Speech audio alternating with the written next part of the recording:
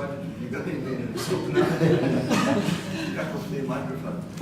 I think it's Cynthia Mkise, knowing Cape Town, Cynthia Mkise.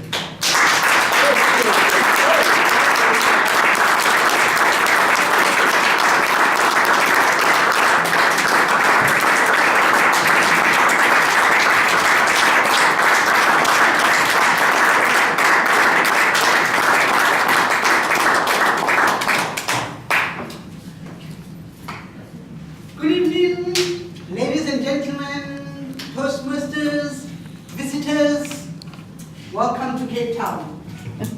I guess I don't have to tell you how beautiful Cape Town is. I mean, you know, the weather, the people, and everything. I've been here for 22 years already, and it feels like I just got here just the other day. So what I'm going to do, I'm going to start from the beginning to tell you some of my experiences here in Cape Town because they're very unique.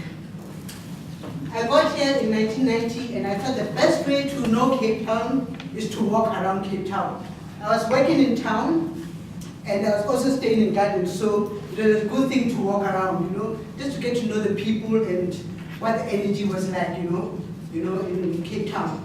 So one particular morning when I was walking to work, I usually used to walk through the company gardens and, you know, to work, so that's a beautiful way to get to work.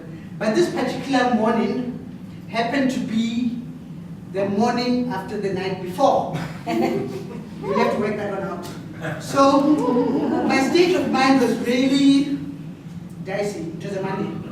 So I'm walking to work and, you know, minding my own business. Then just from a distance, a short distance away, maybe somewhere there, there's this guy who is whistling at me. And it's like, no, I don't need this morning. I mean, I'm still trying to wake up, you know? But as I'm walking, it's also, I lost my temper. And I decided to shout back at him. Do I look like a dog? You know, he answered. He said, I will give you beautiful puppies.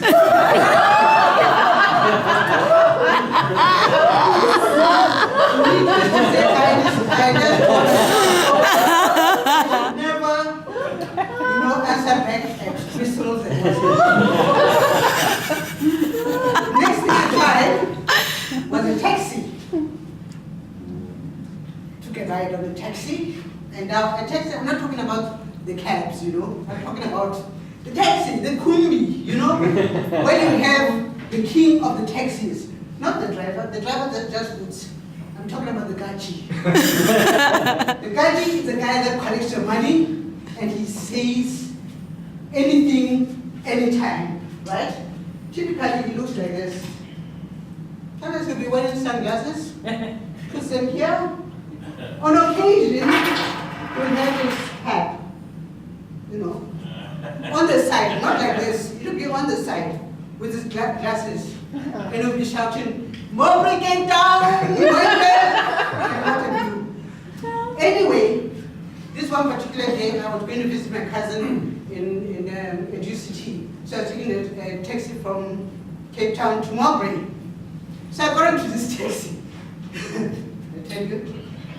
I got into this taxi and the ledge was a bit high. It was okay getting on, but I had a problem getting off the taxi. As you can all see, I've got short legs.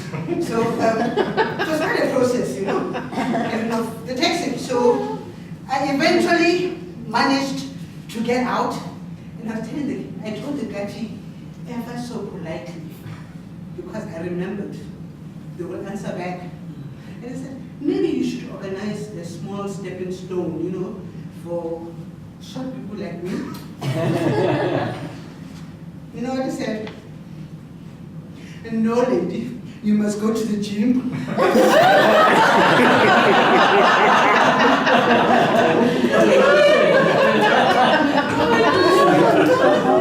One thing about catches, by the way, is that even if you're not in the taxi, they'll even talk to you when you're on the road and they happen to be driving past. I'll be walking and I'll be holding my car keys And as they pass, the guy just said, aha, Lily, so you bought yourself a car. That's how friendly they are. One more thing about gadgets. I love them, they're so unique, and I think you only find gadgets in Cape Town. I don't think these gadgets are like this up country. Well, I've yet to find out, Any one of you can correct me on that, but that was very poetic. I once got onto a taxi, and the gadget says, morning lady, you look like dew in the morning. Okay, dew. I said thank you because I wasn't sure whether it was an insult or a compliment. Well, after that episode about me going to the gym, I decided no, it was time to buy a car. So I got a car, and I used the car to still explore Cape Town. And believe it or not, 20 years later, after working in the IT industry, I saw the light. I decided to get into tourism. And I'm now a registered tour guide, so that I can show people the beauty of Cape Town. But in the same business of tourism, there are very interesting people. There's this couple that I took around from Europe somewhere. I'm taking them along the peninsula. I pick them up from town, and as I'm going out of Cape Town, I show them Table Mountain. And then I said to them, that's Table Mountain. The lady said, why is it called Table Mountain? So I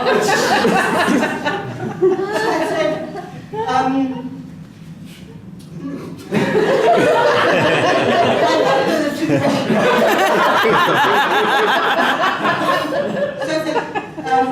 because it's flat.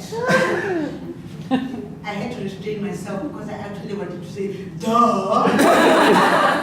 So I'm sure, ladies and gentlemen, you can understand why I did not tell them about the lion's head or devil's peak.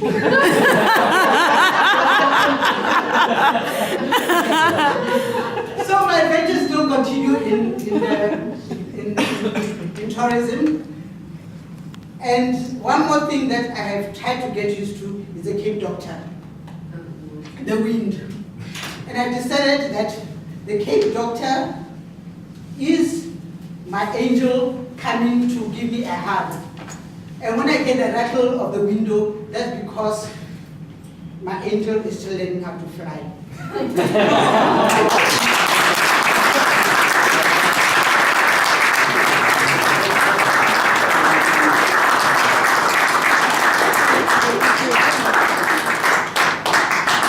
Thank you very much, Cynthia. I came here from Cavendish Shopping Complex, and I've been there for a number of years.